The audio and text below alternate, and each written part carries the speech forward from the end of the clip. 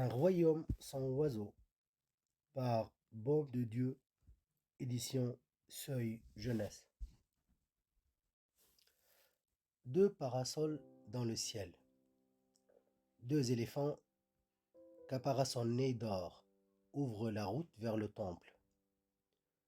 Derrière eux, tous les habitants du pays suivent au rythme des chants et des tambours. Certains sont venus par le fleuve, par milliers sur des bateaux minuscules. D'autres sont venus des terres, à travers les champs desséchés par l'été. Devant le temple, la foule attend que le Maharaja apparaisse et, du sommet des marches, donne le départ des festivités qui célèbrent la mousson. Une clameur extraordinaire monte soudain, très haut dans le ciel, mais elle laisse rapidement place au silence. Ce n'est pas lui, c'est son ministre qui s'adresse à la foule. Parce qu'il est inconsolable de la mort de son oiseau de compagnie, le Maharaja Ahlalmash décrète que plus aucun oiseau ne vivra dans son pays. Personne, sous peine de mort, ne devra posséder un oiseau. Tout oiseau survolant son royaume devra être abattu.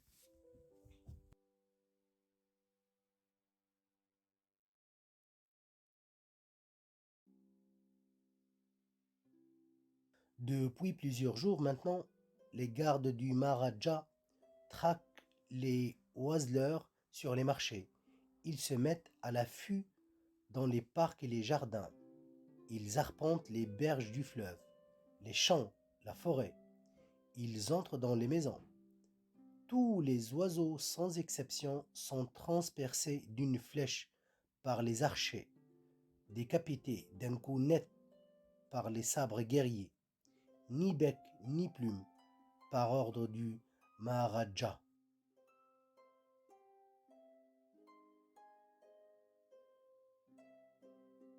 Rai a peur pour ces oiseaux. Il est temps pour lui de les conduire dans un autre pays. Le cœur serré, il noue un fil de soie autour de leur bec. Puis il choisit l'ouest. Le voyage sera long.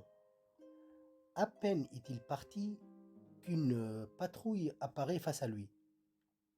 D'un seul coup, tous ses voisins accourent et l'entourent. Les gardes n'ont rien vu.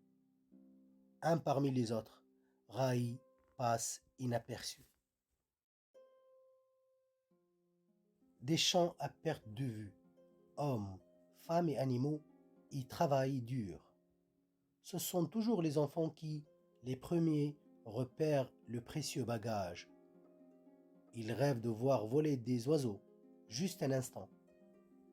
Alors Rai parle longuement à ces oiseaux avant d'ouvrir la porte de la cage. Ils prennent aussitôt leur envol et habillent l'air de lumière. Le ciel retrouve son mouvement pour quelques instants. Rai avance lentement à travers des tableaux merveilleux.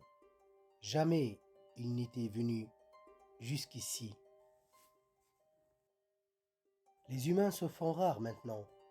Chaque nuit, Rai monte dans un arbre, suspend la cage et libère le bec de ses oiseaux. Il chante alors tout leur canton la nuit durant, comme si la forêt leur appartenait.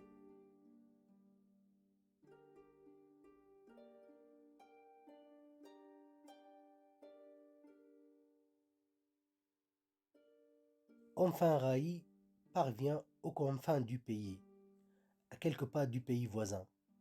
Plus besoin de nouer le bec des oiseaux. Passer la frontière, même la cage sera inutile.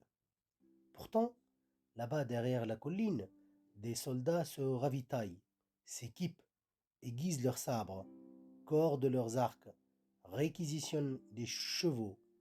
Ils sont sur le pied de guerre, sur le point de franchir la frontière pour attaquer le royaume sans oiseaux. Alors, Raï rédige un même message qu'il attache à la patte de chacun de ces oiseaux. Il leur parle et les embrasse avant de les lâcher dans le ciel. Au moment de survoler le jardin du palais, 2 flèches sont décochées. La première manque sa cible et transperce le fleuve. La seconde atteint l'oiseau de tête dans une explosion de plumes. Le dernier oiseau, exténué par sa course, se pose sur le balcon de la fille de Maharaja. Celle-ci se précipite pour le cacher aux yeux des gardes. Une fois l'oiseau dans le creux de ses mains, elle remarque le message.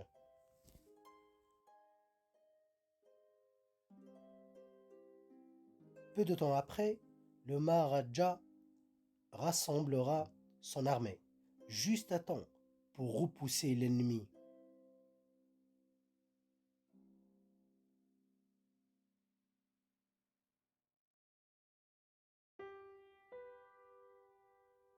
Deux parasols dans le ciel, 2 éléphants caparaçonnés d'or ouvrent la route vers le temple. Raï est assis sur l'un d'eux. Sur l'autre, la fille du Maharaja salue la foule. Les enfants les suivent de près. Ils ont confectionné des oiseaux de papier pour les offrir au vent, au royaume des oiseaux.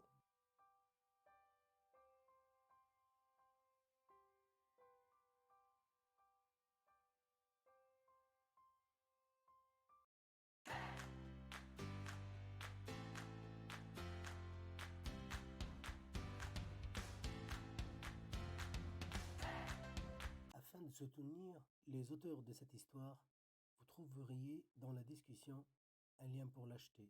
Merci.